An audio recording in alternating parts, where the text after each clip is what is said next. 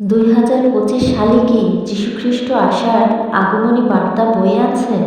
ক্যালিফোর্নিয়ার দাবানল সত্যিই কি প্রাকৃতিক দুর্যোগ, নাকি বাইবেলে বর্ণিত একটি চিহ্ন, যে চিহ্নগুলোর মাধ্যমে আমরা বুঝতে পারব যীশু আসার সময় হয়ে গেছে? ঈশ্বর কি এই আগুনের মাধ্যমে আমাদের সতর্ক করছেন? এই সব জানতে ভিডিওটি না টেনে সম্পূর্ণ দেখুন, কারণ এই ভিডিওটিতে এমন কিছু সত্য প্রকাশ পাবে যা আপনার বিশ্বাস এবং ভবিষ্যৎ জীবনকে পাল্টে দিতে পারে। প্রতি বছর ক্যালিফোর্নিয়ার দাবানলগুলো ব্যাপক ক্ষয়ক্ষতি ও ধ্বংসের কারণ হয়ে দাঁড়ায়, তবে 2025 সালের দাবানলটি বিশ্বের একটি ভয়াবহ দাবানল হিসেবে বিবেচিত হয়েছে। এই ভয়াবহ আগুন শুধু প্রাকৃতিক দুর্যোগ নয়, বরং বাইবেলেও এই বিষয়ে আগে থেকেই ভবিষ্যৎবাণী করা হয়েছে। সদাপ্রভু না ঘটালে কি শহরে বিপদ ঘটে? আমি শীতকাল কাটাবার ঘর ও গরমকাল কাটাবার ঘর ভেঙে ফেলব। হাতের দাঁতের কাজ করা ঘরগুলো নষ্ট করা হবে এবং বড় বড় বাড়িগুলো ধ্বংস করা হবে। এ থেকে আমাদের সতর্ক হতে হবে। শুধু ক্যালিফোর্নিয়ার আগুনই নয়, আগুনের বৃষ্টি দিয়ে তিনি এর আগেও শহর ধ্বংস করেছিলেন। বাইবেল থেকে আমরা জানতে পারি, যখন কোনো শহর বা জাতি পাপের মধ্যে ডুবে যায়, তখন ঈশ্বর তার শাস্তি বিভিন্নভাবে দিয়ে থাকেন। যেমন আদিপুস্তক 19 অধ্যায়ে আমরা দেখতে পাই, সেখানে ঈশ্বর গন্ধক ও আগুনের বৃষ্টি দিয়ে সদম ও গমোরার শহর ধ্বংস করেছিলেন এবং সেখান থেকে ঈশ্বর লোটকে উদ্ধার করেছিলেন। এছাড়াও বাইবেল থেকে আমরা নোহের জলপ্লাবনের বিষয়েও জানতে পারি।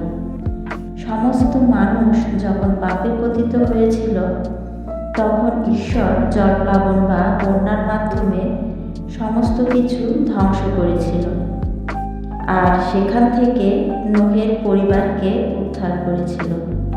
তাই ক্যালিফোর্নিয়ার আগুনও হতে পারে ঈশ্বরের পক্ষ থেকে আমাদের জন্য সতর্কবার্তা।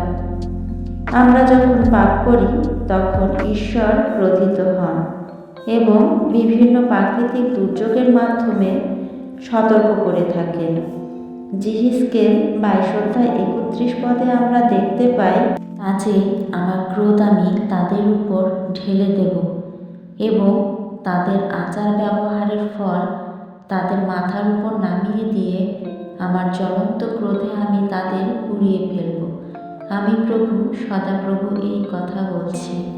তাহলে ক্যালিফোর্নিয়ার দাবানল কি আপনার জীবনকে পরিবর্তন করতে পারবে? আপনি কি চিন্তা করছেন? ঈশ্বর আপনাকে ভাঙতেও পারেন, আবার নতুন করে গড়তেও পারেন। জিরমীয় 18 অধ্যায় 6 থেকে 8 পদে আমরা দেখি, আমি কি এই কুমারের মতো তোমাদের সঙ্গে ব্যবহার করতে পারি না? কুমারের হাতের কাদার মতোই তোমরা আমার হাতে আছো। কোন সময় আমি কোন জাতি বা রাজ্যের শিকড় শুদ্ধ উপড়ে ফেলবার, ভেঙে ফেলবার এবং ধ্বংস করবার কথা ঘোষণা করলে, যদি সেই জাতি আমার সাবধান বাণী শুনে তার মন্দতা থেকে ফেরে, তবে আমি যে বিপদ আনবার জন্য ঠিক করেছিলাম তা তার উপর আনব না। সদাপ্রভু বলছেন, দেখো, আমি তোমাদের জন্য বিপদের ব্যবস্থা করছি এবং তোমাদের বিরুদ্ধে একটা পরিকল্পনা করছি। কাজেই তোমরা প্রত্যেকে তোমাদের মন্দ পথ থেকে ফেরো ও তোমাদের চলাফেরা ও কাজ ভালো করো। এখান থেকে আমরা এই শিক্ষা পাই যে আমরা যদি ঈশ্বরের কাছে ফিরে আসি, আমাদের পাপ স্বীকার করি এবং অনুতপ্ত হই, তাহলে ঈশ্বর আমাদের ক্ষমা করে সেই কুমারের কাদার মতো আমাদের নতুন করে গড়ে তুলবেন। ঈশ্বর আমাদের সামনে যে দুর্যোগ দিয়েছেন, তার জন্য বেশি বেশি প্রার্থনা করুন, কারণ প্রার্থনাই পারে জীবনকে বদলে দিতে। যারা যিশুকে এখনও বিশ্বাস করেননি, এই ভিডিওটির মাধ্যমে আপনার হৃদয়ে যদি একটুও সাড়া দিয়ে থাকে, তবে যিশুকে এখনই গ্রহণ করুন।